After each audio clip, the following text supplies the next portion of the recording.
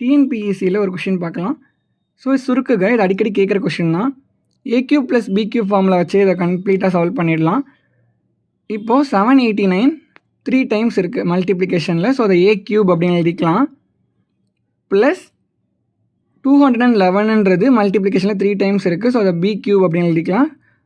இங்கேயே நமக்கு ஏ cube plus B cube ஃபார்மில் வந்துருச்சு. அதே மாதிரி கீழே போகலாம். மல்டிப்ளிகேஷனில் 789 2 டைம் இருக்குது. A square minus A into 211 பியாக வச்சுக்கலாம்.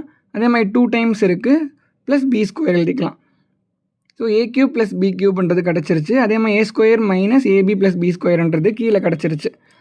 ஸோ ஓரளவுக்கு புரிஞ்சிருக்கும் உங்களுக்கு என்ன பண்ணுன்றது. இப்போ கேன்சல் பண்ணிடலாம் டினாமினேட்டரையும். அதே மாதிரி நமக்கு மேலே A cube plus B cube தானே இருக்குது.